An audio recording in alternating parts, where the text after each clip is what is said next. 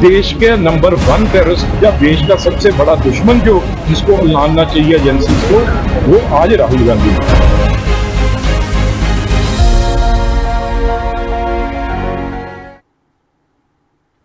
नमस्कार, स्वदेश न्यूज की खास पेशकश अग्निपथ में आपका बहुत स्वागत है। मैं हूं आपके साथ ऋषभ राय। अग्निपथ में आज बात करेंगे, चिट्ठी आई है, सियासी भूचाल लाई है कि दरअसल देश में इन दिनों चिट्ठी सियासत का नया तराना है। जी हां, देश में इन दिनों जो चिट्ठी है वो सियासत का नया तराना है और इन चिट्ठियों के जरिए लगातार आधी हकीकत और आधा फसाने सा मंजर दिखाई दे रहा है।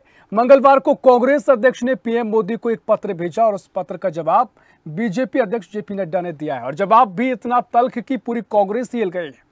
कांग्रेस अध्यक्ष मल्लिकार्जुन खड़गे को भेजे जवाबी पत्र में बीजेपी अध्यक्ष जेपी नड्डा ने कहा कि स्वार्थ सत्ता में डूबी कांग्रेस का कथित मोहब्बत की दुकान में जो प्रोडक्ट बेचा जा रहा है, यानी जो कांग्रेस मोहब्बत की दुकान जो चला रही है उसमें जो उत्पाद बेचा जा रहा है वह जातिवाद का जहर है, वह मनस्यता का बीज है, राष्ट्र विरोध का मसाला है और देश को तोड़ने का हथौड़ा है। इससे पहले कांग्रेस अध्यक्ष मल्लिकार्जुन खड़गे ने एक दिन पहले मंगलवार को पीएम मोदी को पत्र लिखकर अनुरोध किया था कि केंद्रीय मंत्री रवनीत बिट्टू समेत उन सभी नेताओं के खिलाफ कानूनी कार्रवाई की जाए। इन नेताओं ने लोकसभा में विपक्ष के नेता राहुल गांधी के खिलाफ आपत्तिजनक और हिंसक बयान दिए हैं। यानी तमाम जो बीजेपी के नेता हैं जिन्होंने राहुल गांधी और कांग्रेस के खिलाफ आपत्तिजनक बयान दिए हैं, उन पर कार्रवाई करने की मांग यहां पर खड़गे ने की थी। खड़गे ने पीएम मोदी को उनके जन्मदिन पर लिखे पत्र में उन्हें बधाई देने के साथ ही केंद्रीय मंत्री बिट्टू और सत्ता पक्ष के कुछ अन्य नेताओं की ओर से राहुल गांधी को लेकर दिए गए बयान का उल्लेख किया और कहा कि ये सब कुछ भविष्य के लिए घातक है। अपने 3 पेज लंबे जवाब में जेपी नड्डा ने कांग्रेस और उसके नेताओं पर जमकर निशाना साधा। यानी जो खड़गे ने पीएम मोदी को चिट्ठी लिखी, अब जवाब दिया जेपी नड्डा ने। क्या कहा वो आपको बताते हैं। पत्र के अंत में राहुल की मोहब्बत की दुकान का जिक्र करते हुए कहा, उम्मीद है कि आपको आपकी पार्टी और आपके नेता को उनके प्रश्नों के जवाब मिल गए होंगे। अब मल्लिकार्जुन खड़गे को उनके प्रश्नों के जवाब भले ही ना मिले हों, लेकिन केंद्रीय मंत्री रवनीत सिंह बिट्टू के द्वारा नेता प्रतिपक्ष राहुल गांधी को लेकर बोले गए शब्द, उन शब्दों के बाद राजनीतिक बवाल और विरोध के बीच नड्डा का चिट्ठी के माध्यम से सियासी तीर निश्चित रूप से कांग्रेस के पुराने जख्मों को हरा कर दिया होगा। इसी पर चर्चा करेंगे। पहले कुछ प्रतिक्रिया आपको सुनवाते हैं। अब तक मुझे ये कांग्रेस के लोगों ने 91 टाइम अलग अलग गालियां दी है।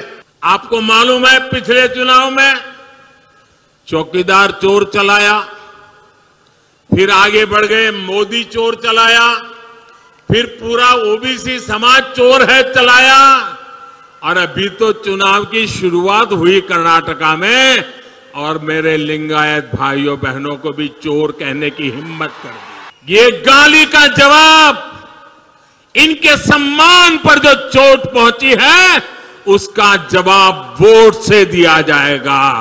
देखो खड़गे साहब, टेररिस्ट किसको कहा जाता है?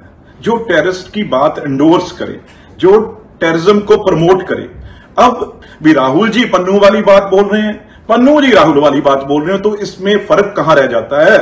खड़गे साहब, ये बात पे आप अपनी स्थिति और कांग्रेस पार्टी स्पष्ट करें। हम लोगों ने एनेक्सेस दिए हैं और 4 लोगों के खिलाफ में, जैसे मैंने कहा, केंद्र सरकार के अंदर पंजाब से पहले और अब राजस्थान से आए हुए सांसद मंत्री हैं उनके बारे में, और एक यूपी से मिनिस्टर हैं। ये चारों के खिलाफ में हम लोगों ने बाय नेम हमने कहा है कि इनके खिलाफ में एफआईआर होगी। नेता प्रतिपक्ष है वो, उनको मारने की धमकी दी जाती है, आतंकवादी कहा जाता है। और बीजेपी के नेता, चाहे प्रधानमंत्री हो, चाहे वो गृह मंत्री हो, चाहे जो नड्डा साहब हो, ये सब चुप बैठे हुए हैं।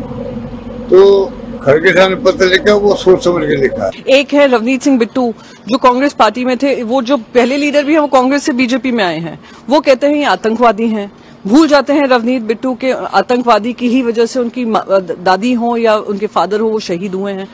फिर आते हैं ये संजय गायकवाड़, महाराष्ट्र के गद्दार नंबर 1, जिन्होंने कहा कि उनकी जुबान काट देनी चाहिए। कहीं तो नियंत्रण लाएं। भारतीय जनता पार्टी की सोच इतनी गिर चुकी है, भारतीय जनता पार्टी के एलाइज की सोच इतनी गिर। हम